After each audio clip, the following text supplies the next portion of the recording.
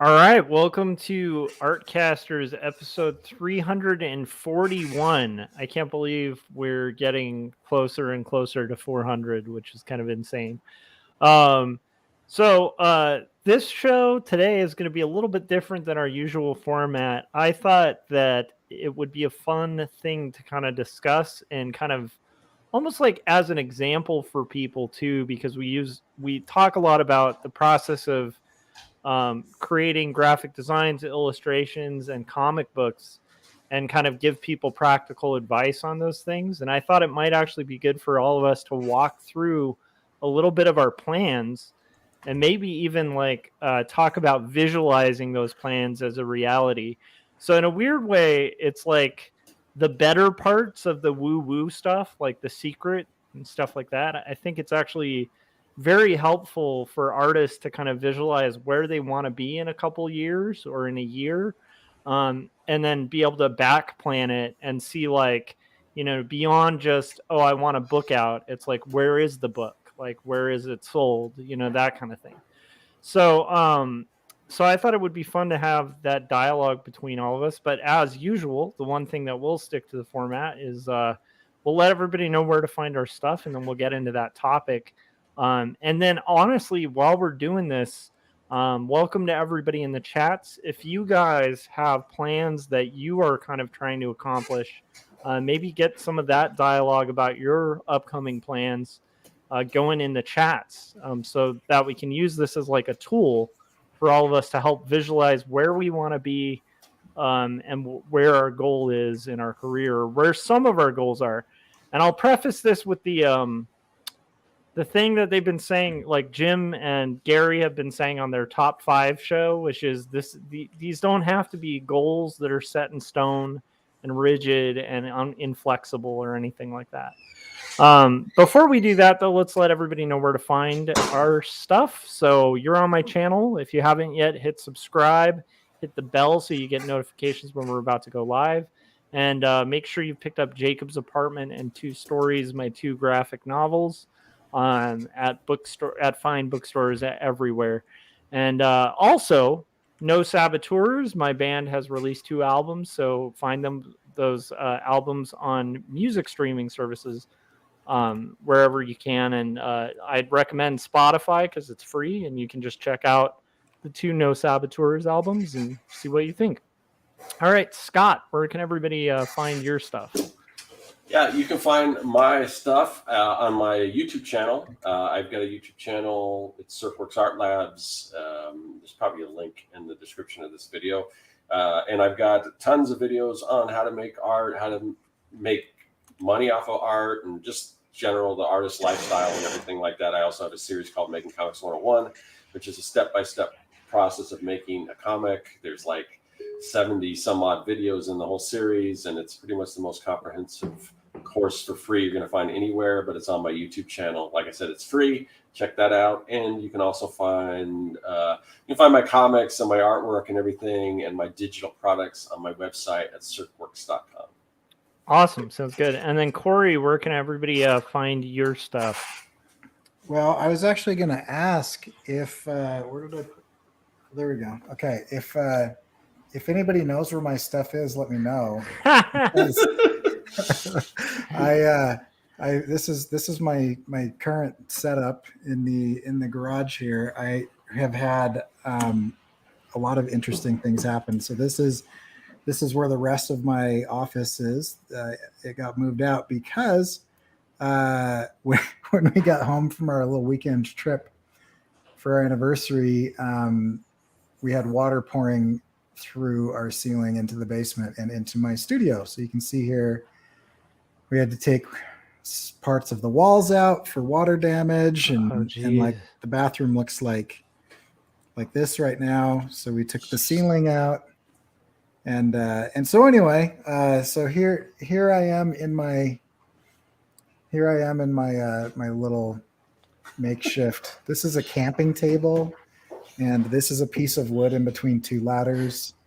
So I feel like I'm like old school back in my back in the days when I would when I would like just find stuff and make desks out of it. Like when I first graduated college, I had a desk made out of like a door I found in this barn and a couple cinder blocks. So I feel like I'm back there. But if you want to look at the stuff that I've made, you can always go to CoryKerr.com. I just want to point out that even in his little makeshift studio there that he's built on a pair of ladders and makeshift sawhorses, that he has also still set up a multi-camera setup.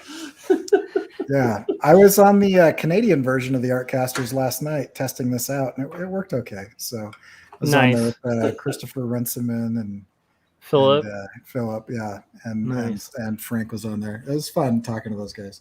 Frank's the honorary Canadian. Right, he likes maple syrup so much they just made him honorary Canadian, and he's got a Canadian superhero. So that's true. Frank is so into syrup that the syrup has infected his veins, and now he is Canadian. Like, okay, I feel like that was a good conversation. So jump on to their stream. I think it was on Christopher's channel. Nice. Go watch it. If anybody hasn't watched it, I'd go watch it. It was fun. Yeah, Christopher and Philip are awesome. Go ahead. Yeah, I was listening to them on Christopher's channel the other day, and while I was doing some construction work and everything, so on the house. Mm-hmm. So, but it was great conversation. So yeah, awesome. So I have some plans and stuff that I'll get into, but I guess to kind of start this off, do you guys have the same kind of thing where when you are kind of thinking about your career and your art goals and your personal goals and stuff, do you guys like tend to like kind of look at the end goal and kind of back plan it away, or are you just kind of flying by the seat of your pants? Like, just to start off, I guess, just to like talk about ambitions in general. Do you find it helpful to have like kind of spelled out ambitions, or do you tend to just kind of keep driving? For me, yeah, I tend to spell everything out. Usually every year I'll do like a video where I kind of go through my goals, and that does a couple different things. One, it helps viewers maybe help them with setting their own goals, and it also creates sort of a timestamp for me. So I've done this video, I can just go back and look and see where I was, and then I always compare and contrast when the next year comes up, and then kind of see what all I accomplished, what all I didn't. This year's going to be weird because so many things happen that I wasn't sort of expecting. So that's the other thing I would say: set goals, but you have to be flexible. You have to be willing to pivot, because there's going to be hopefully opportunities that pop up that you weren't expecting that can kind of, change the course of what you're doing. I've had a lot of that, and just, I have if anyone's been watching this for a while, I went recently, a couple of years ago, I went through a transformational leadership course, and I was talking, I've got a personal coach that I meet with about once a month.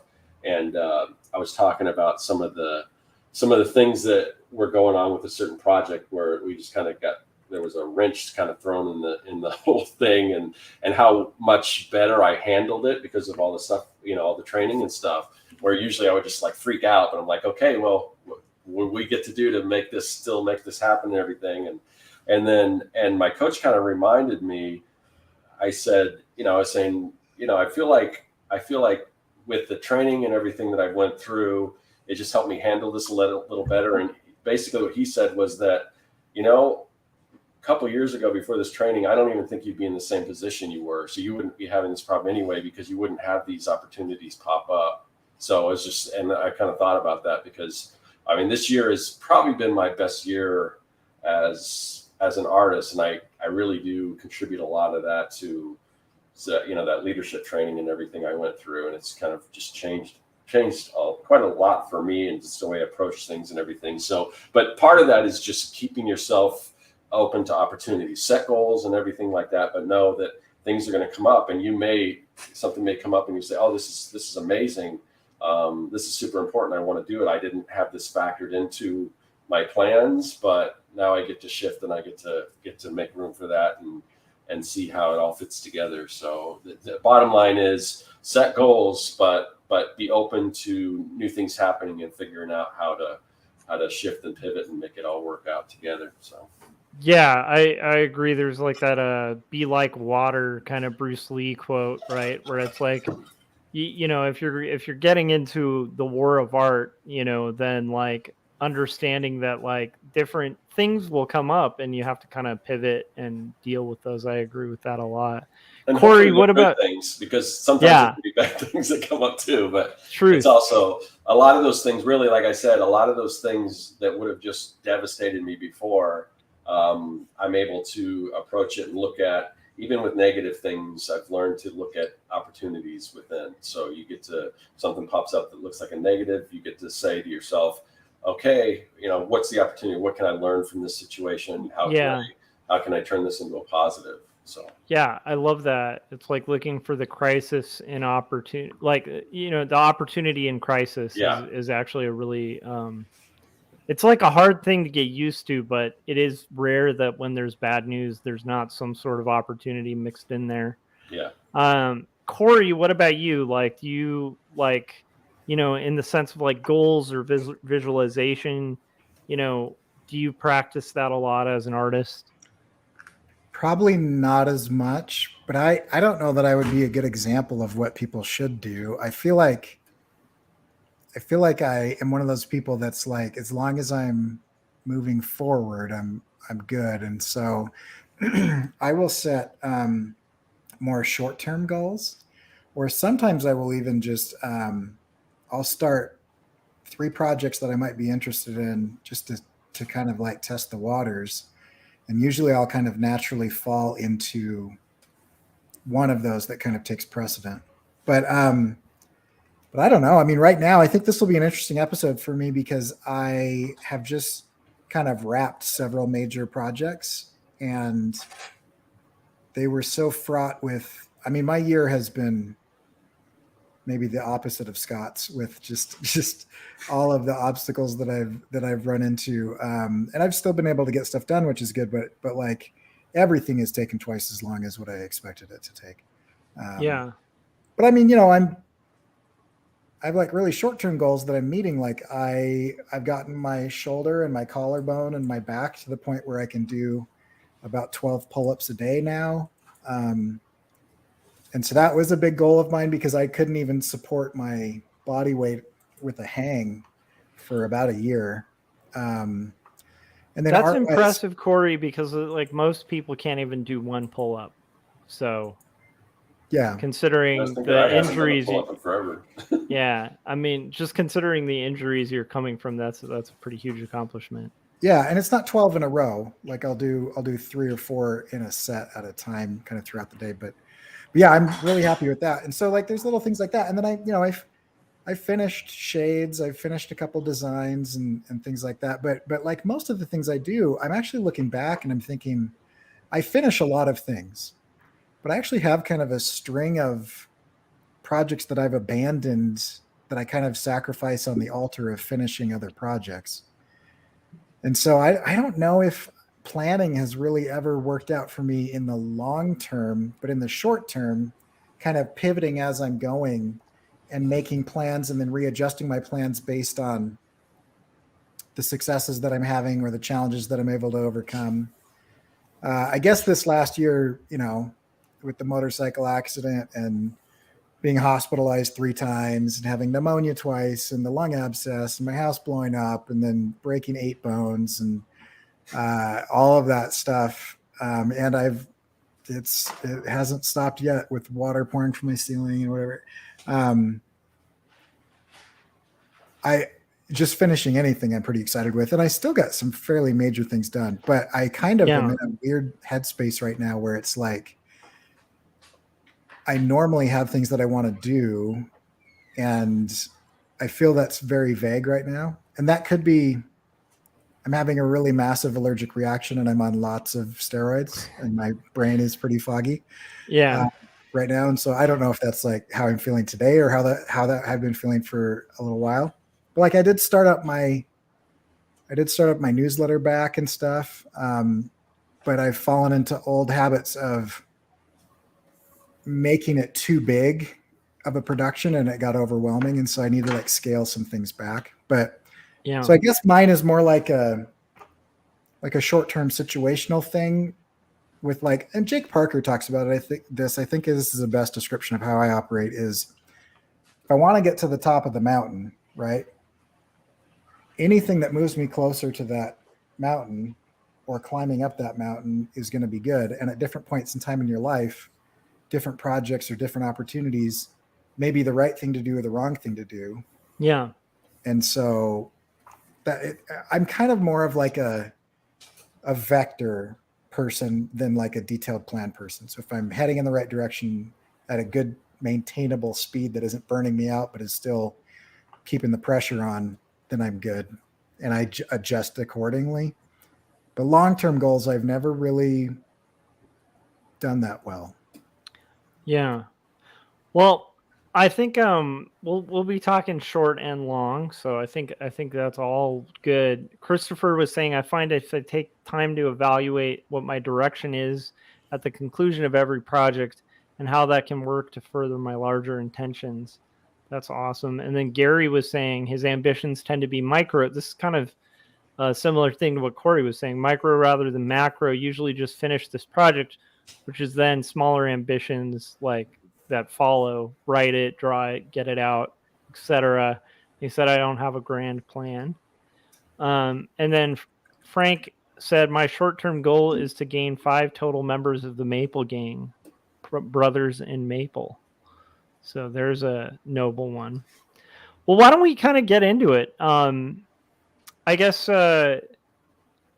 like, what is the biggest mountain that you guys are kind of envisioning having to kind of travel up in the future? Like, do you guys have like a current thing that's like the big thing? And that has always been my problem, man. I don't know what I want. So I have more of like a feeling of whether I'm progressing or heading towards things that I want, but I've never really been to articulate like out of my art career, I would like this, because I really enjoy my day job and I think that's really fulfilling. And so I'm not looking for a lot of the common things, a lot of the same things that a lot of other people are. Like I almost don't want to turn my art into like a sustainable income, because every time I do that, I start to dislike it. And so I'm kind of looking more of like for satisfaction and fulfillment out of like the creative expression. And I'd like to build an audience of people that are interested in the things that I'm making, but not as much like I want to replace my income or quit my job or anything like that. Yeah. Yeah. So it's hard to describe that, but it's more of like a state of mind or a feeling that I'm kind of chasing. Got it. So that state of mind is kind of like enjoying the outlet. Am I getting that right? Or I think so. And a sense of community and people being interested in the work that I'm producing. I mean, I do have a big drive to grow my audience and grow my readership and grow, you know, the people that know about. I mean, I think if I'm looking at like, if we take finances out of it, I do have some messaging that I'm very interested in people getting and understanding, and that might tie into some of my goals that I'll talk about. But okay, so I think getting the word out is probably my mountain. Okay, and getting the word out. What about you, Scott? Like, what is the big mountain, or is it a bunch of hills? I think one of the major things that I plan to do next year is really seriously reevaluate my YouTube channel.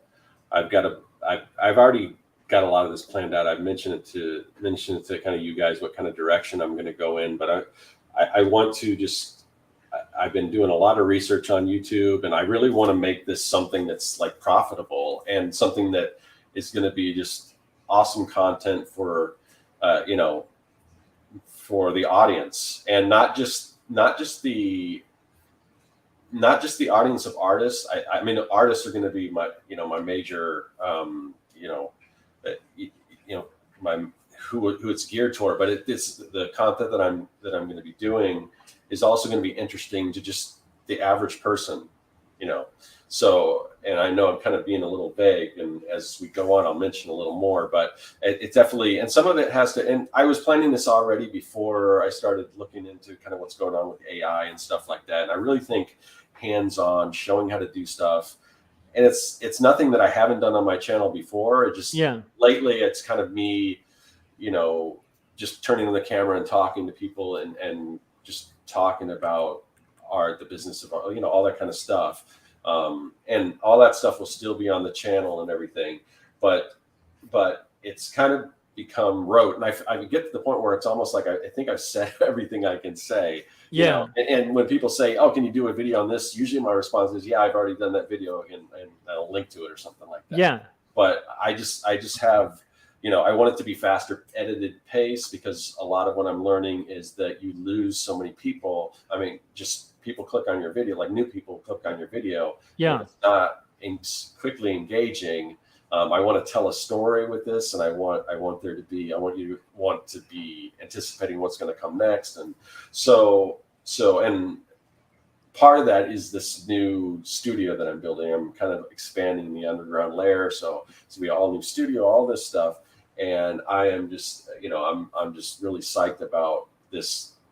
Again, these new opportunities of where I can take this channel, because I don't think I've been doing YouTube for a long time, and I enjoy it, but I'm just at this point right now. It's like I need to take everything that I've learned and find a way to make this actually like a job, like that I'm making money off of. So and having fun in the process, because although I love teaching, I love doing all that stuff. I've done plenty of that, and I just want to kind of take it to the next level. And I'll still be doing that, because I'll be doing these projects and stuff and showing, you know, the process of creating things and all that stuff.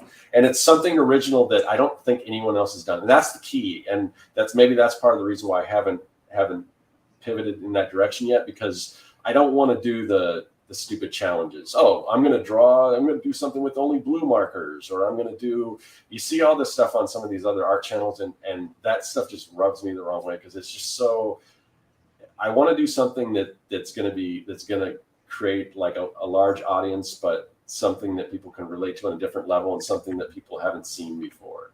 So I know, again, being a little cryptic, but you guys will see what's, you know, as I start rolling it out, hopefully in the beginning of next year. Oh, Jen's in the chat. Let's see. Yeah. Okay. And then we've got, hey guys, definitely distinctions between having just goals or goals as part of a larger vision, all with having clear intentions when you consider the results you want to create. Exactly. That's my girlfriend, Jen. So she's the one that introduced me to transformational leadership training and everything like that. So she knows what she's talking about. That's awesome. You know, she's done personal coaching and all that stuff too. So yeah. It's cool that kind of ties into the topic too. It sounds like that transformational leadership like probably delves into a lot of this sort of thing. Yeah. Yeah. I mean, so for me, I have this kind of like rough vision of where I want it to be.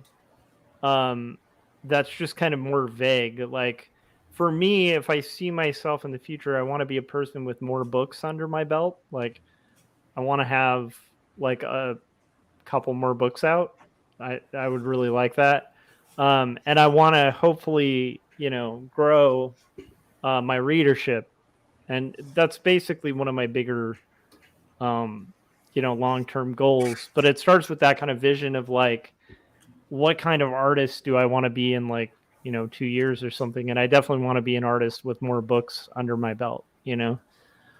And then from there, it kind of back plans from there, but I don't tend to think like 10 years out, you know? I don't either. Definitely, yeah, to me, I don't even think I think 5 years out. I mean, I guess vaguely I've got an idea of, oh yeah, as far as what my life is like traveling and but not as far as like work and those steps, you know. To me, it's the vision of, I want to be in a position where I have the freedom of and abundance to travel and to do kind of what I want, if I want to bring my work on the road or whatever, or, you know, that type of thing, just as a general concept. But I don't usually plan out like, oh, I'm going to have this many books or whatever, that type of thing. Yeah. Yeah.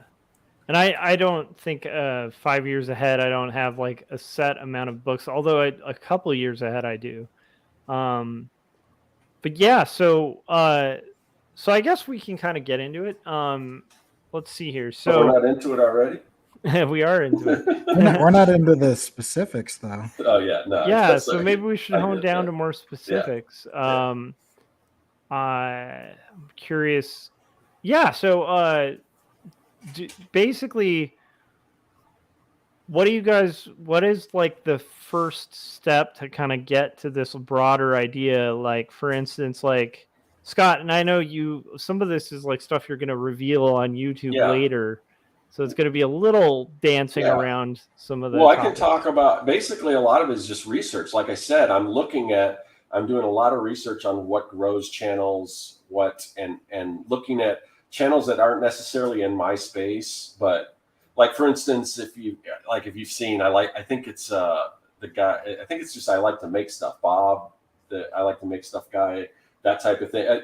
I guess as far as art channels, the closest thing, if you guys are familiar with 1000, his videos are awesome and they're really engaging, and you know, that's kind of what I'm shooting for, but different kind of content. I love that for you, because he is one of the few big YouTubers that doesn't do the stupid crap. Like exactly. He'll do things around projects that he's doing, and he does kind of little challenge and stuff, but it never feels like gimmicky, or like, I could see you doing really well with the style of videos that he does. Yeah, like he will do the things, but he's never going to do something like, I'm going to try to draw something with my feet while I stab myself in the eye.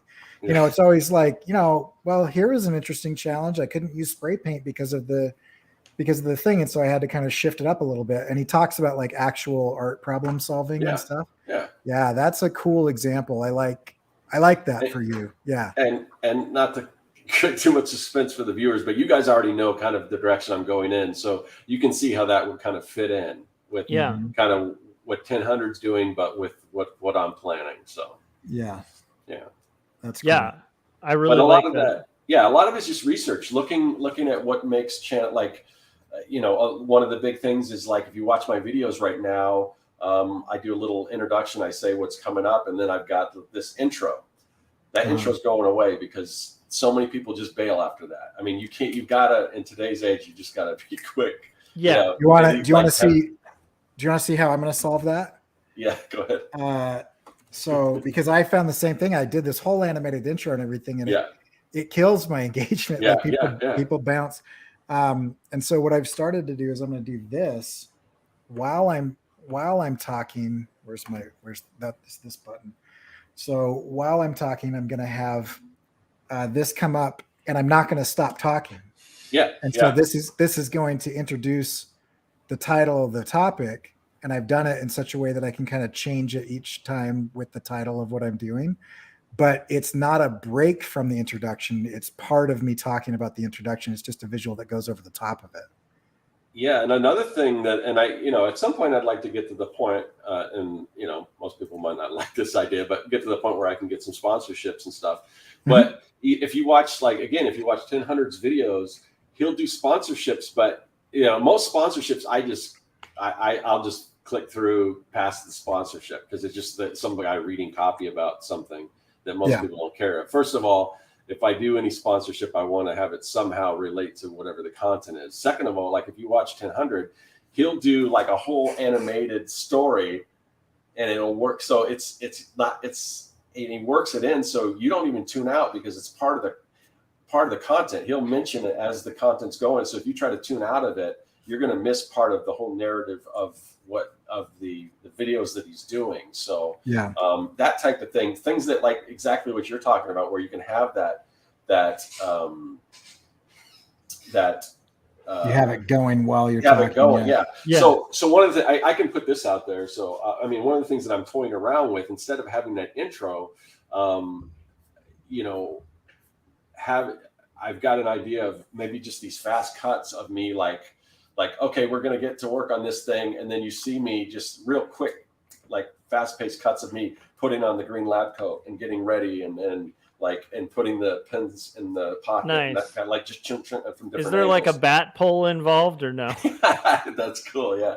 But something like that. And it would be so fast paced that no one's going to tune out. And, you know, at the end of that, you know, instead of having that big animated intro, I'll just do a quick cut to the back of my jacket that has my logo on it. Nice. So, and then, you know, so I kind of got that in there, but it's fast paced enough and people are going to tune in because it's I worked it into the story, you know? I like that. I like that a lot. Yeah, like it's an interesting thing to me, like the visualization thing. You know, for me, I tend to be very work minded.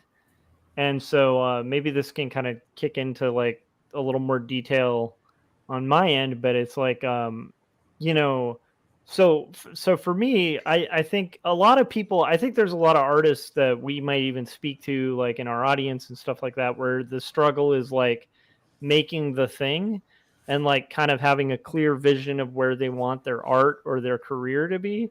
And for me, it's like the newer thing that I have to consider is more just like mental balance with the crazy ambitious stuff that I want to achieve.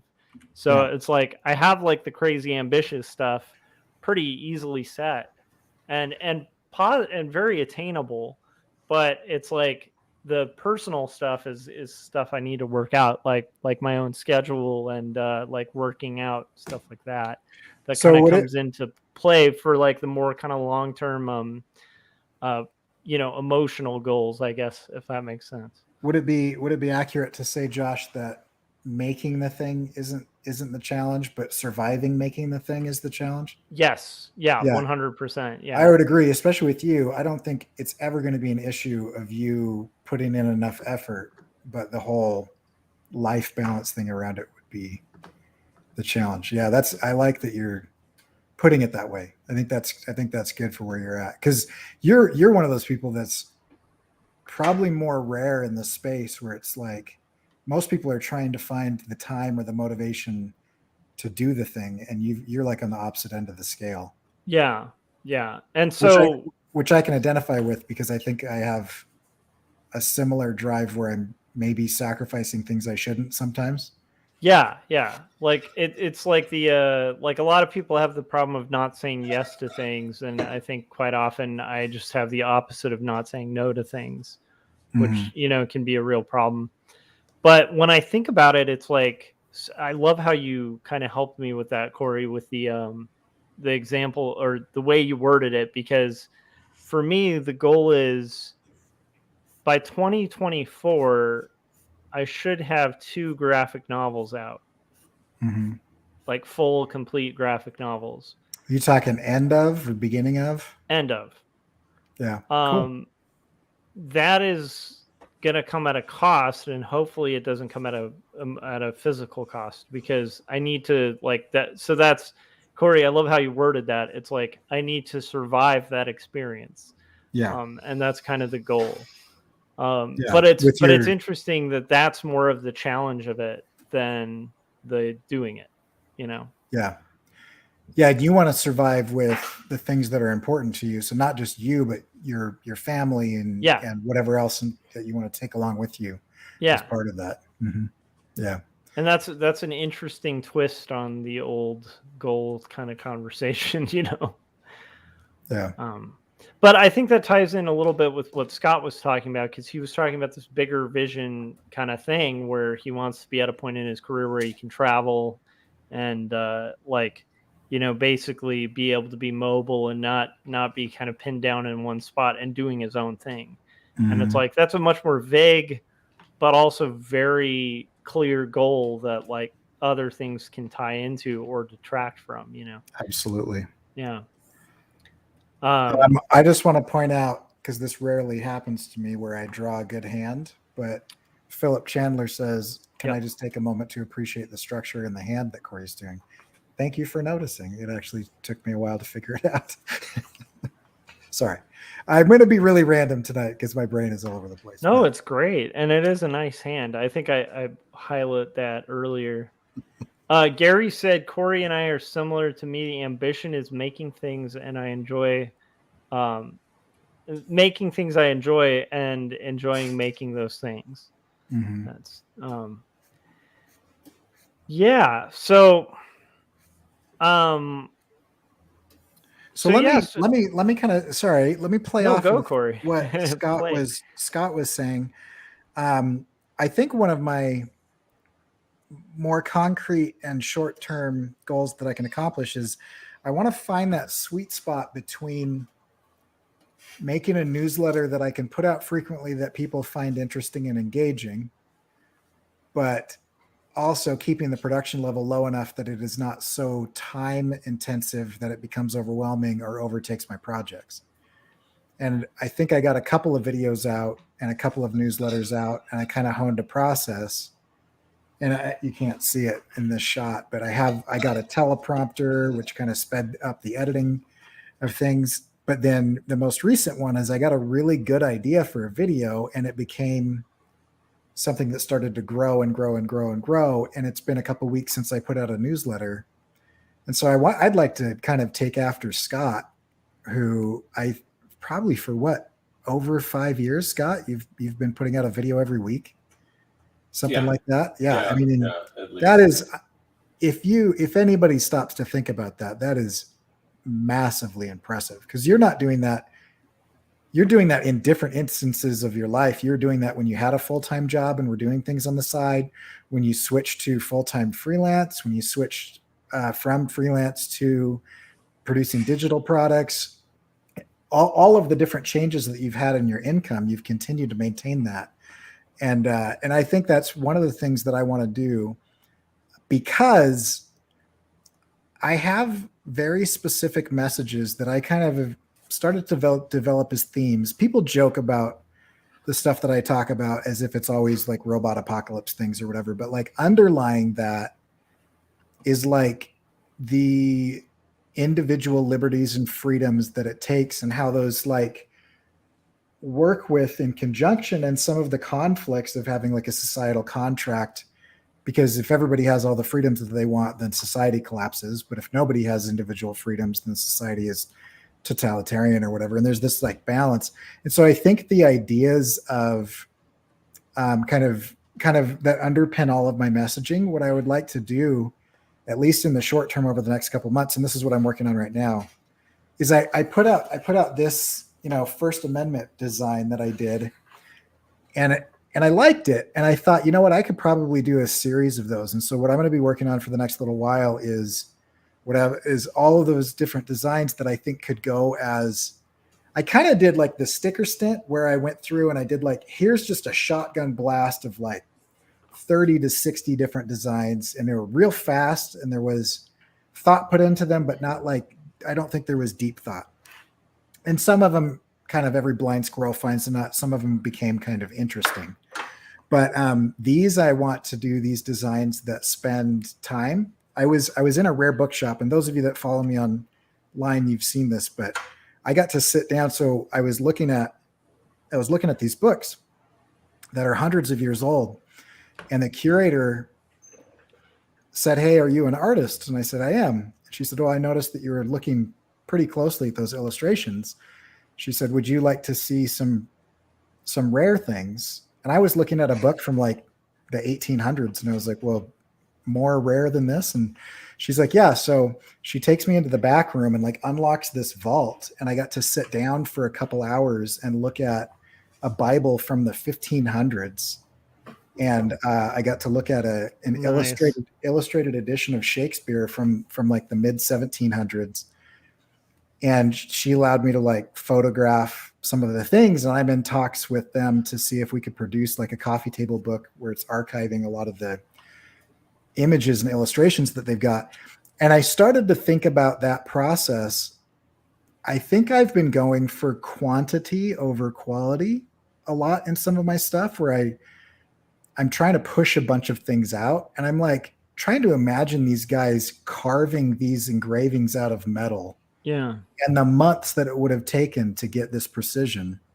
And I don't think I'm anywhere near the skill that they've got. But I think with my current style and being a little bit more intentional about that. I think I'm going to put out half a dozen different t-shirt designs that could also be patches or posters or whatever. And instead of saying, here's 60 things that you can buy from me, I want to have like a line of 4 to 6 really intentional things that kind of back up like what I talk about a lot. So the one that I'm working on right now is nothing is inevitable, because that's one of the big lies that's going on with tech right now is, well, this is going to happen whether you like it or not, so you better get on board. And it's just not true. And I think doing that is going to allow me to kind of further solidify more of the things that I'm thinking about on a consistent basis, rather than whatever the fleeting topic of the day or the hour is. Yeah. And so I'm feeling like that's kind of a track that I'm probably going to stick in, at least for the next couple of months. Yeah, I love that. I love the explanation of kind of looking at these like ancient books. Like I remember when I found out that Dürer, Albrecht Dürer, he like had a rival named Schongauer who was doing etchings. Mm-hmm. And to rival Schongauer, did his like Horsemen of the Apocalypse prints and stuck to woodcut, just to be like, hey dude, I can do in woodcut what you're doing in etching. Right. Which I remember when I found that out, just being like, oh my gosh. But yeah, seeing some of that beautiful just like line work, and yeah, like the time kind of spent to kind of do things to the extent that you want, Yeah. That's huge. Yeah, like I think that there's a few things that I needed to adjust recently, because doing 2 books in 2 years basically is not going to be an easy task. Yeah. And so part of what I've had to do is like realize that I need to start working out in the mornings. That's number 1, which is really weird for me, because I usually will do my routine kind of like in the afternoon or at night. Mm-hmm. And I realized that if I get my workout in the mornings, I'm a much more present kind of person, which ties into a long-term goal of being more present with things. The other thing is I'm adjusting my cutoff time to 11 rather than like 2 in the morning. Yeah. Which I think is much more reasonable. Mm-hmm. And those are like 2 kind of small steps that will kind of get me where I want to be. Because like I said, in 2 years, I do kind of hope to hopefully have 2 more books out and probably 2 more albums out as well. And so it's like, in order to do that, like that's just kind of the schedule I'm going to have to maintain. And then a lot of that also has to do with just kind of saying no to more things, setting clearer boundaries on like what I need in order to kind of achieve that goal, Mm-hmm. Yeah, I don't know if that makes sense. Yeah, I think that's good. And I like that, because I think a lot of your friends were concerned with how hard you're pushing into like your sleep time and things. Yeah. And so like, there is a certain amount of pushing that's detrimental to the project and to the goals, because it's unsustainable. Yeah. I like how Jennifer put it, thrive over survive. That's a really good way of putting it. Yeah. Who was I listening to recently that was talking about thriving as a concept that like Aristotle, it's the guy who wrote The Good Place and The Office. He wrote a book about his research for The Good Place, and he talks about the difference between thriving and surviving. And it's basically, the idea is that you are in that sweet spot where kind of everything is being fulfilled, but is not overwhelming you. Yeah. And I think I think it's Aristotle that is the one that is making that distinction, but he's quoting a bunch of different philosophers, so I'm not sure if I'm getting that right, but he does bring that up as kind of like a core concept of life, is that, animals survive, and if you're doing it right, humans should have the ability to raise above like a biological imperative and actually get enjoyment and fulfillment out of that. And it's like a level above the survival. I like that. Yeah. So, Scott, like on your quest to have a more profitable YouTube channel, and you're kind of, reworking your studio and stuff, and then you're also spending a lot of time researching. Um, what is kind of like the end of that? Like, is the goal like in that case like to expand your YouTube reach as well as revenue from YouTube? Well, yeah, definitely, and it's basically just the concept of creating different income streams. Right now, I've got a pretty nice contract doing design work and everything. Who knows how long that'll last? Once that goes away, then I get to create other sources of income, and I've got a few. I've got things here and things there, but I don't have anything super substantial. So, and that's kind of what I want to do with YouTube. And with that, I think comes, because basically, as far as my social media, it's just YouTube. I mean, I assume you consider YouTube a social media channel. Yeah. No, it definitely is social media. Yeah. So I don't do much on Facebook. I don't do anything on Instagram, but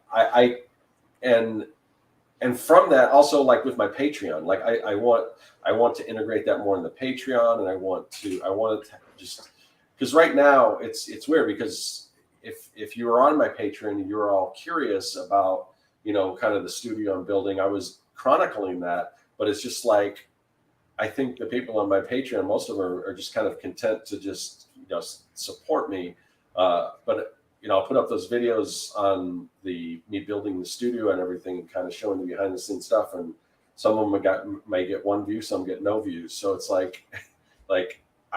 so that's not technically what people want. But I think once I start doing this new content, it's going to be something that I can translate into things people are going to want to interact with and participate with on something like a Patreon. And then also, and I can, like right now, YouTube, I haven't even experimented with YouTube Shorts, but YouTube Shorts they're making a lot of changes where you can clip a piece of your long form video out, put it up as a YouTube short, and it will link back to your long form video content. And I know YouTube's really pushing shorts. And if I could do that, then maybe I can take some of that stuff and put it on Instagram or TikTok or whatever. And part of that might be if I can get to the point where if it makes enough sense to hire somebody to kind of do that part of it, like a virtual assistant or something like that. Because that's not something I'm huge on, all the social media stuff. I know it's important kind of to grow your presence and everything, but it's not something I really enjoy. I don't enjoy being on Facebook, and I use Facebook mostly for the messenger so I can communicate with you guys, and I don't even do that very well either, as you guys can tell. We gotta get everybody on Signal, man. We gotta jump onto some end-to-end encryption and get away from big tech for messaging. Okay, yeah, we'll have to figure out how to do that. I mean, you know how to do it. You'll have to educate us on that. I'll set you up. My problem is it's me and my wife on there right now, and I don't have anybody else on there. But our messages are secure. and so Frank wants to know about any new kits coming to Design Cuts. I still have ideas of some great stuff. I just haven't had the time to do anything new. But with the new content that I'm going to doing, there will be like things that kind of go along with that will be the kits and things like that kind of will help you kind of follow along with some of the new content stuff that I'm going to be designing and building and all that kind of stuff. So there'll be more of that stuff coming. I love doing that stuff. And that stuff that is one of my, like just today, I think I sold $100 from one order of worth of digital products. And that's nice once you create something and it's just because once it's done, and you don't have to ship it. I don't have to do anything. It's just, it's nice. So, So yeah, that's definitely something I'm not going to abandon. I want to expand on that. I just haven't had time with all the other projects I've been working on. So Yeah, and Scott, when you do digital projects, you or products, you usually go like above and beyond what even most people are doing with digital projects, which is awesome. yeah, But yeah, it's like when Scott makes these things, it's like they're usually a lot of time invested and a lot of value for what Scott is selling for sure. yeah. Cory, that illustration's looking amazing. By Yeah, the it way. is. Thanks. Really cool. Is that what you're talking about as far as the concept you were just talking about? Is that what you're working on now? Yeah, so this is the Nothing's design. This inevitable. is the design that'll be nothing is inevitable. And so I'm going to have kind of like across here, like kind of written in like ribbon scroll, that type of thing. And there'll be snakes that end in Ethernet cables, kind of wrapping around. Cool. Yeah. Well, I can tell you already have one customer for that as a T-shirt once it comes out. Oh, I've got your thanks. other one, so yeah, that's awesome. Yeah. Well, and I gotta thank you, Scott. I think you were the one that pushed me to print that because I just kind of did it. Oh yeah. And you kept bugging me like, "Hey, I want that as a shirt." And most of the time, and mostly when people say that, when somebody like, say that, they're not going to buy. Like, yeah. But you did, and a few other people did as well. And so there's a few of those shirts out there. And so I think if I have I feel like if I have a set and you could buy it as like a poster, a wall hanging, a couple of those. And I'm trying to do like really nice prints. I don't want to do like cheap stuff. I'm like looking at cat print and I'm going to get like good paper. It's going to be like, more, I want it to be less of a commodity item and more of like a statement that people are making. Yeah. But I do think it kind of all started with you pushing me to say like, hey, like people want this, you made a thing. And a lot of times I make a thing and then I go make the next thing. Yeah. And so I want to follow these all the way through, but yeah, this one is going to be, and I don't know if you can see it in the wings. I'll zoom in, but this is what I'm trying to do. Is this has taken me days, to kind of do this, and this is all done by hand on paper, and I'm kind of finishing it digitally. But I have it all in my sketchbook, and I'm kind of building it out. But yeah, so I'm trying to make it my own, but also kind of have the influence of some of those older style things that I'm looking at. Obviously, it's got some kind of religious iconography and some tarot card kind of influence and things. Yeah. So let me ask you this: as far as, I mean, I know the concept behind it, but when you wear it out, are people going to understand it? Is it just going to be a kind of a cool shirt that people look at? Because I know the one right now that you're wearing, it says First Amendment, and then it's got all the different rights that come along with that, so it's a little easier to digest when somebody looks at it. I also feel like the First Amendment shirt is also a little ambiguous too, and maybe to a fault, because people that are like pretty far to the right assume that I'm talking about like Antifa, BLM, liberal stuff, and people who are pretty far to the left assume that I'm talking about alt-right, and so everybody's assuming that it's the other side. And I'm never worried about that when wearing that shirt, Yeah. If somebody asks, I'll just say, yeah, I mean, that's pretty cool. I'm an artist. I mean, I gotta believe in free speech, Yeah. Yeah. So I'm hoping that I can get them to be, I like my work to raise questions, but not give answers, but I want some underpinning meaning, and I want the I think the downside to the First Amendment shirt is it's almost too vague, because my meaning is that people should be able to express themselves and feel free to be an individual in society while not destroying society. So there's kind of that balance, which is what the amendment is actually about. Yeah. But the shirt is, maybe it leaves us a little bit too much out there. I'm not sure. And this one, I'm a little worried that it might be a little vague. So I still haven't committed to what it's going to say. Yeah. But I do want it to talk about like, one of the big things that I'm trying to get people to understand is like the current system of these giant monopolies that can kill anything that they don't like. Yeah. Is not a healthy marketplace for ideas, for individuals, for creators, for society as a whole. So having smaller things. And so it's starting with the idea of nothing is inevitable, because that's the lie that they tell to get to that point. Is like, yeah, it's a great message. I'd just be ashamed it was lost in translation, you know. Yeah. Yeah. Yeah, and I worry about the same thing. So I might have to use you guys as a sounding board as I develop it, because I think I've got a lot of the visual symbolism there, but I think the words, I don't know if I have those to the point where it's going to be helpful. And I also don't want it to like over explain or be super preachy, but I don't want it to be so vague that it doesn't mean anything. Yeah. Like I really like the idea of like kill your idols. You know what I mean? Like it's such a succinct 3-word message that talks about tearing down power and kind of blazing your own path. And I still think I'm kind of searching for the wording that'll do it. But I have a similar concern that you have, that it might be a little bit too vague at the moment. Yeah. I do feel like the image luckily will suit text with it, though. Just the way you're structuring it will work well with text. So yeah. But yeah, that's a good point. Worship the ideal, not the idol, right? Yeah, right. Yeah. Frank wants to know if there will be a Second Amendment shirt. I don't think there's any shortage of those, Frank. I think. Yeah, that's actually why there's a First Amendment shirt. Is because I was looking for a First Amendment shirt and got hundreds of Second Amendment shirts as a search result. And, well, I stopped looking after a while. They all kind of blend together and look the same. It's just a bunch of skulls with. I could think. You know what?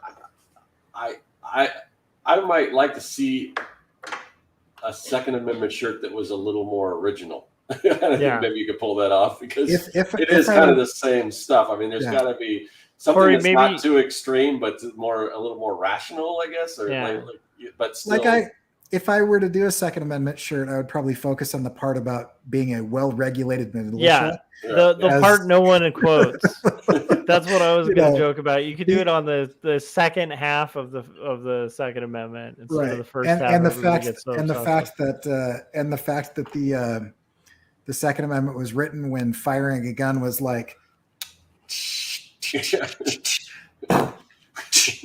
not, there's a big difference in what they were talking about at the time. I would probably do a lot of the other amendments before I hit the Second Amendment. I think that would be. Give the other ones a little more, I think people don't even know what the other ones are. I think the 19th Amendment would be really cool. There's a lot of really cool ones that I would. What about the 5th? Yeah, 5th. I mean, even the 4th. Like if we're talking like illegal search and seizure and government overreach and some of those things, women's suffrage, the civil liberties. There's a lot of really cool ones that don't involve enabling school shootings. So. Anyway, not to get too political on here, but yeah, whatever. So I think it works. So cool. Well, Frank says there's other amendments. Yeah, actually, there's a couple of them. But I don't want it. I don't know. I guess one of my goals has always been. I hate being labeled. I hate it. I hate it. People think they figured me out. Like there's something deeply grating to my core when people are like, "Oh, and they label it, and I'm like, "I'm not though." And so, like the other big part, like individual liberty and balance with society, of everybody being able to have as much freedom without infringing on others' freedom, is a big one.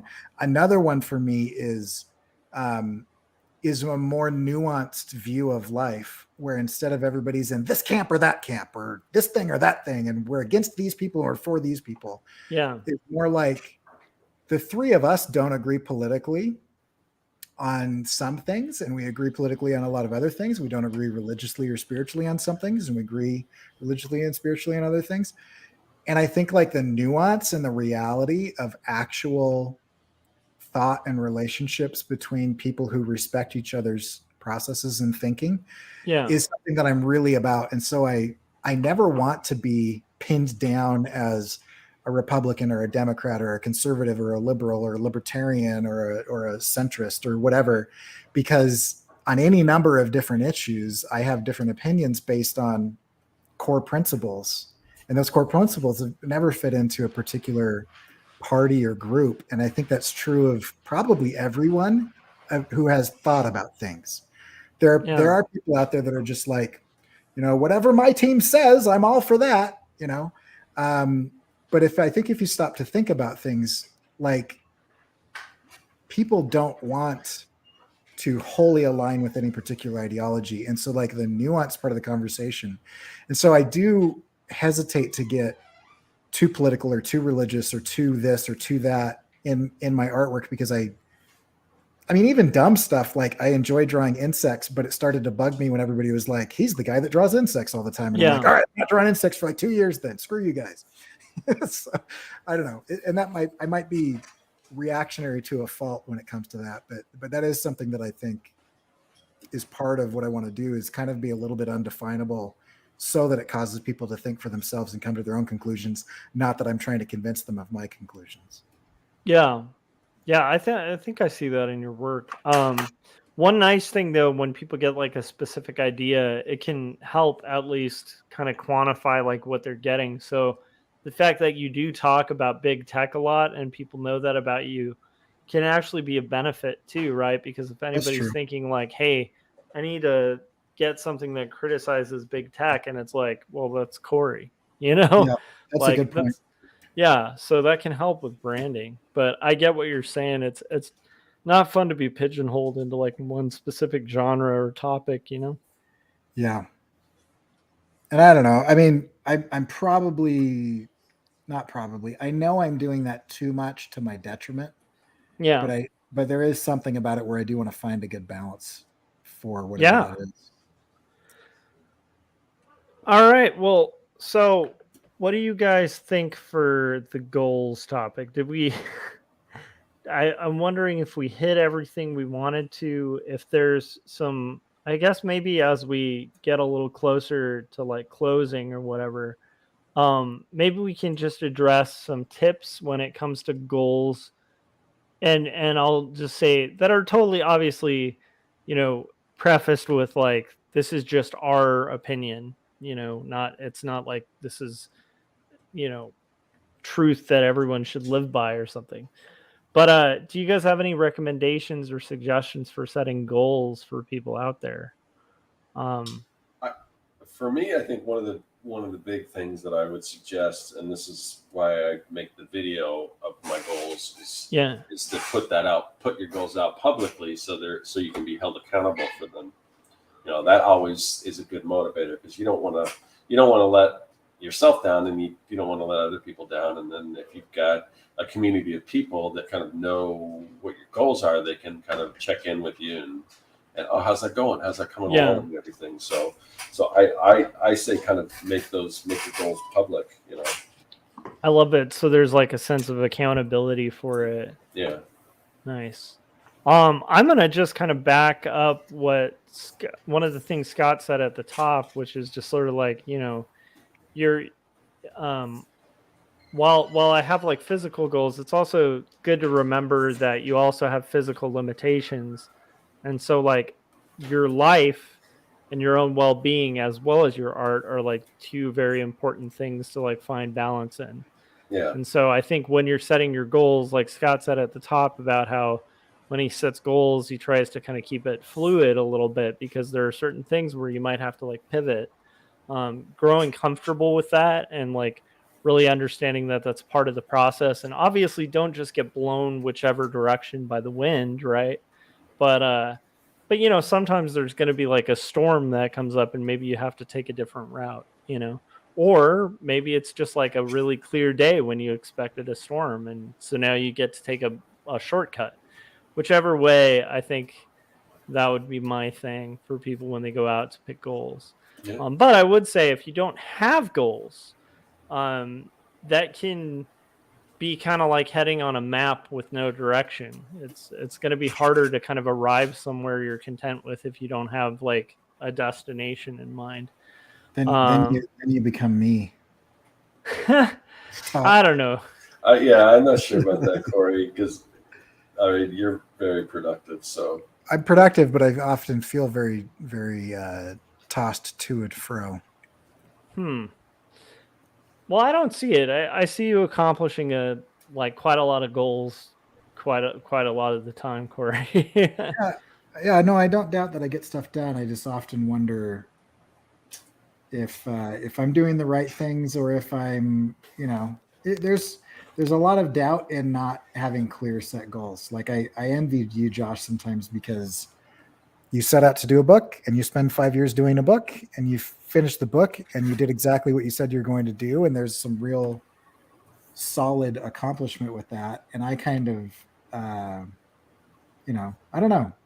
I think I need to, I don't know. I know we're trying to wrap up, but I think I need to figure out a better way to kind of like stay in the successes a little bit longer and recognize those.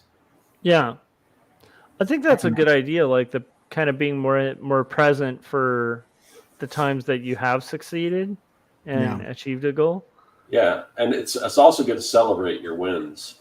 Just take, and I'm bad about this, and sometimes I have to be reminded to do this. But when you accomplish a big goal, like I just ran a successful Kickstarter, and I get to sit back and say, oh man, look what I did, look what I accomplished, and and celebrate that before just moving on to the next project. Yeah, that's true, because those wins, when they happen, it's like it's such a fun thing to celebrate. And in this life, like if you get a win, it's good to kind of take some time to revel in it.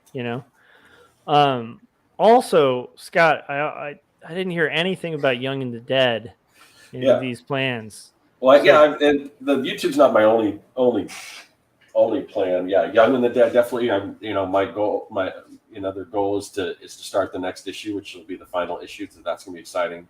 Yes. Previous to that is wrap up. I want to wrap up the Kickstarter as far as fulfilling it. So I thought I would have the Kickstarter funds by now. So maybe I don't know. Tomorrow's Friday. I don't know. I wrapped up on a Friday, so maybe I don't know. It should be soon though, because I think it's been about 2 weeks, and then I'm going to be placing those orders, and my goal is to just ship that thing as soon as humanly possible. So I forgot about all the shipping and fulfillment you're going to have to do for it. Yeah. So I've got some of this. I did get some stuff. I got the mailers and everything ready to go, and all that kind of stuff. So continue on with Young and the Dead. I've got a comic book that I've been doing these. I've been writing these comics for the cybersecurity industry and educating people on cybersecurity issues and stuff like that. And we've got one coming out that we're going to premiere in Saudi Arabia, which is going to be pretty cool. When is that? That's coming up next month. So nice. And there's still a lot of work to do. So the one thing is when you work on these projects for these big companies or government agencies or whatever, they tend to pay decent as far as comics go, but there's a lot of hoops to go around and channels that you have to get approval and stuff on. So there's a little bit of that going on, but yeah. So my goal is and I want to continue doing more of those things, because I'm just really excited for what we're doing. Not only just the work itself, and I'm excited about kind of doing what you do, Josh, that I haven't done a whole lot of. I've kind of always worked kind of as a solo, creative, but running a team and because I've had bad experience in the past, and a lot of that has to do with me not opening up and just making sure that experience is a good one. But like the team I'm working with right now, I mean, they're just doing amazing work. The artists I've got working on, and I've got Gene, who we've had on the show. He does coloring, so he's going to be the colorist on it, which is awesome. Nice. That's perfect. So I just, and I've got this network of awesome people.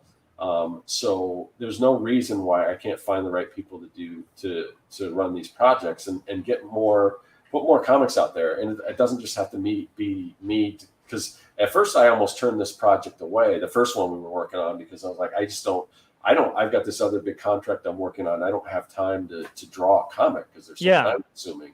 And he kept the the person I'm working with kept pushing me. Oh, I want you to be involved in this. And I said, well, I can probably write it, and then I can find somebody to illustrate it. And it's all come together really nicely. So I want to continue to do that. And who knows, maybe even take it further with my own personal projects, because I've got a lot of ideas. Some of them I may be illustrating myself, some of them I may be writing.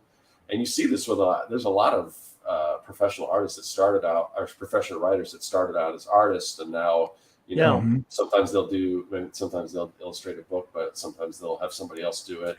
Like Scotty Young, I'm reading. I think I haven't read the last issue, but it just wrapped up. But his Twig, he's not illustrating that, and the artist on that is just amazing. And Scotty Young's amazing too. But who says that you can't create other things and have other people involved? So and a good case in point is two people we've had on the show before. The Fan Brothers, who do that as well. They'll write stuff that they didn't illustrate, have a different illustrator.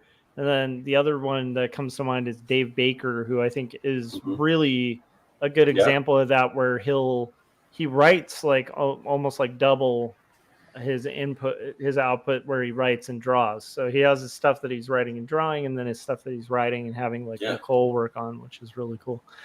I love it. I think we could probably ramble for days on our goals and stuff like that. I will say, I do think goals are important, and I think being able to visualize what your end product is going to look like, or just starting with a question like, what do you want and what are you going to do to kind of get there? These are really valuable things that can help a lot of artists achieve something. But the one thing I'll just say that, as we're kind of closing out, is just the idea that, again, just think of a map. And if you have a map that has a destination, you're a lot more clear on like how to get to the destination. Whereas a map with no destinations, you can just end up with a lot of wandering. And so I do think, even though Cory was talking about like not having goals or whatever, Cory does do goals. They're just like, like I'm going to finish this animation, and then his animation's flying around all these different animation festivals, which I'm sure Cory's going to pick up probably more awards from. But it's like, without that goal of like the end of it, ending the animation, like making the animation, you wouldn't see, like Cory wouldn't be, touring his stuff on like circuits and stuff like that. So how you kind of get there is that goal. Anyhow, so I think it's very helpful. If you guys are watching this after the fact, let us know, some of your practices of goal setting and stuff like that.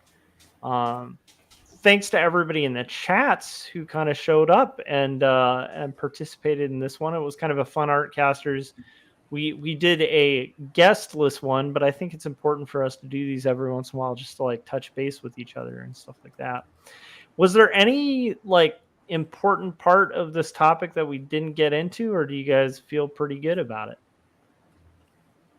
Well, I think what you said about we could go on with this. I mean, I love talking about this stuff, but I think we kind of laid out some of the stuff we're planning, and also I think we're able to give some actionable, advice for people as far as creating their own goals, which is always good, because we don't want this just to be about ourselves and kind of, oh, this is what we're doing and all this. But we want you to look at it and see, oh, how can I make this work for me? Just like I was talking about how I'm looking at like what 1000's doing and figuring out how I can not copy what he's doing, but taking some of the elements that are working and make it work with the kind of stuff that I want to do.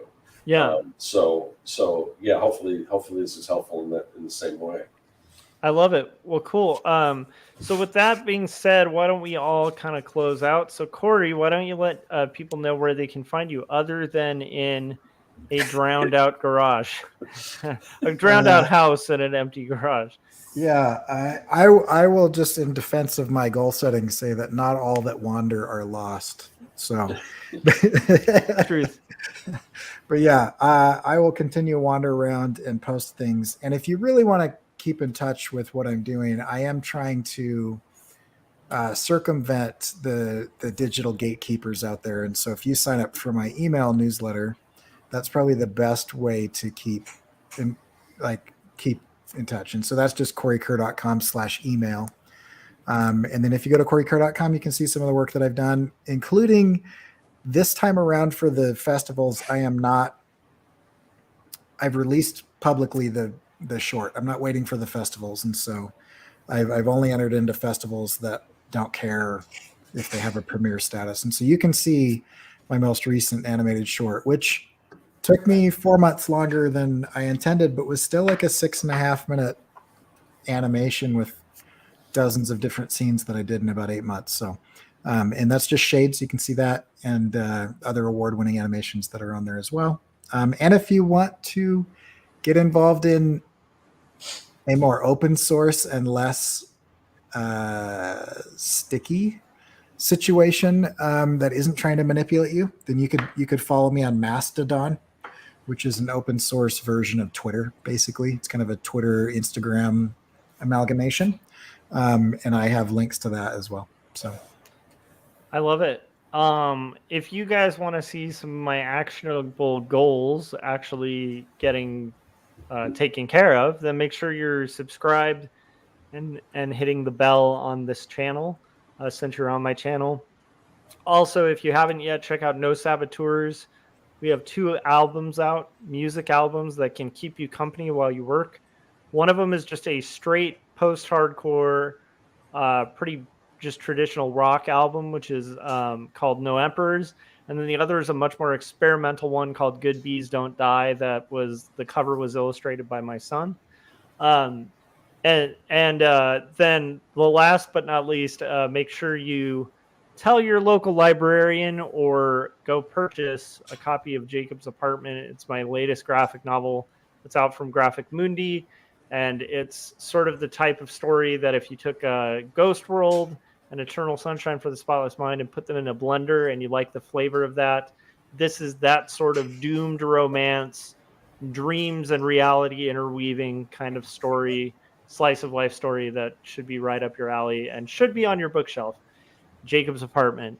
And with that all said, Scott, where can everybody find the digital products that you just talked about, or links to the comics that you just got funded for Kickstarter, or other things? Where can they find all this beautiful stuff, Scott? Yeah. So, well, the new comic isn't up on the website because I definitely want to Not yet. ship it out to everyone that's backed it first. But yeah, the rest of the other 4 comics are available, and along with my digital products and everything, you'll find that stuff at circworks.com. And you can also find my YouTube videos on my YouTube channel. It's just Circworks Art Labs on YouTube, or just awesome. Search Circworks, you'll find it.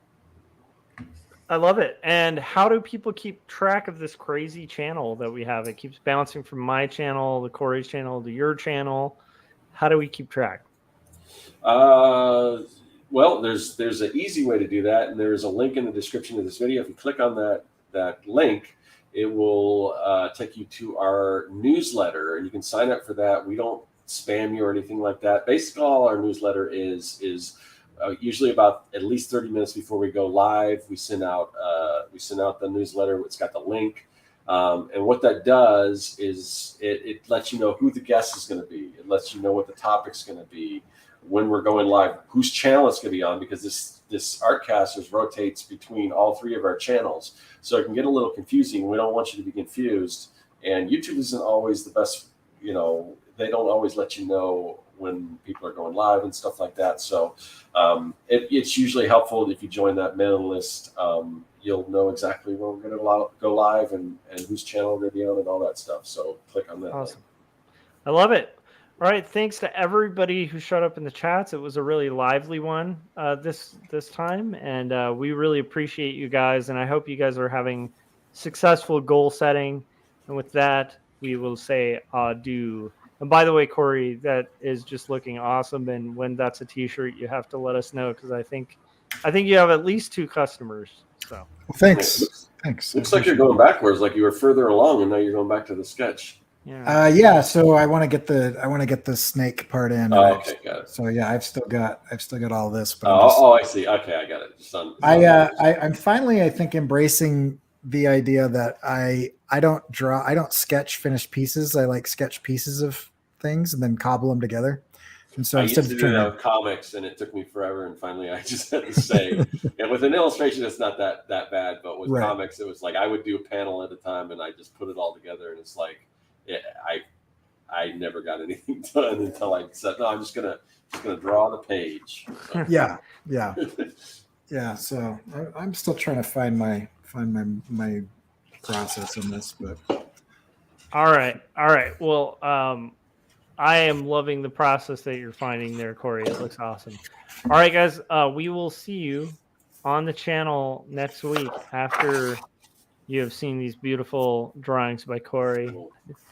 I love it. It is looking really rad. All right. We'll see you guys on the next Artcasters. Goodbye. Bye. yeah.